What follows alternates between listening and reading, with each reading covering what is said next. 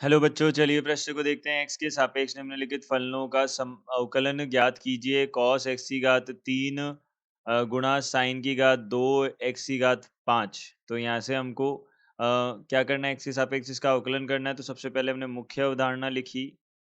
तो मुख्य अवधारणा के अनुसार हम यहाँ से बोल सकते हैं, जब भी हमको अवकलन ज्ञात करना हो u गुणा v का, तो हम किस प्रकार से करते हैं, u को ऐसे कैसे रख देते हैं, v का अवकलन कर देते हैं, प्लस फिर v को ऐसे कैसे रख देते हैं, u का अवकलन कर देते हैं। यह हमारे पास होता है तरीका।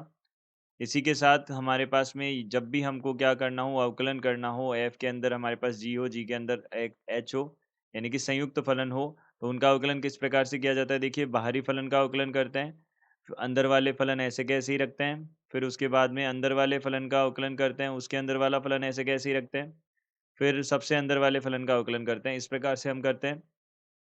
अब देखिए, इसी के साथ हमारे पास कुछ मानक सूत्र होते हैं, जैसे कि cos x का अवकलन जो होता है वह माइनस साइन एक्स होता है, और साइन एक्स का अवकलन जो होता है वह किसके बराबर होता है, cos x के बराबर होता है। इसी के साथ हमारे पास अवकलन जो होता है x की घात n का, वह किसके बराबर होता है, n x की घात n माइनस 1 के बराबर होता है। यह होता है हमारे पास में। तो इसको हम हल कर लेते हैं। देखिए, तो यहाँ पे हमको अवकलन ज्ञात करना है x के सापेक्ष इसका, cos x की घात 3 गुणा साइन की घात 2 x की घात 5 हम लिख सकते हैं इसका। इसका हमको अवकलन ज्ञात करना है। तो देखिए, यहाँ से हमने क्या किया, सबसे पहले हमने u गुणा v लगाया, तो हम cos x की घात 3 को ऐसे कैसे ही रख रहे हैं, और अवकलन कर रहे हैं किसका, साइन की घात 2 x की घात 5 का, इसका अवकलन कर रहे हैं। फिर प्लस यहाँ से दूसरे पद में हम क्या कर रहे हैं, साइन की घात 2 x की घात 5 को ऐसे कैसे ही रख रहे हैं, और अवकलन कर रहे हैं हम यहाँ से किसका, cos x की घात 3 का। यह हमने किया। तो हमने इसको हल किया। देखिए, cos यहाँ से x की घात 3 है। अब देखिए, साइन की घात 2 x की घात 5 है। तो सबसे बाहरी फलन तो हमारे पास 2 हो गया, घात 2, और घात 2 x की घात 2 का अवकलन जो होता है वो हमारे पास होता है 2x। तो 2 यहाँ पे साइन x की घात 5 आ जाएगा। अब इसके बाद में हमको अवकलन करना है पुनः आंतरिक फलन का। आंतरिक फलन क्या है, साइन x की घात 5 है, इसका हमको अवकलन करना है।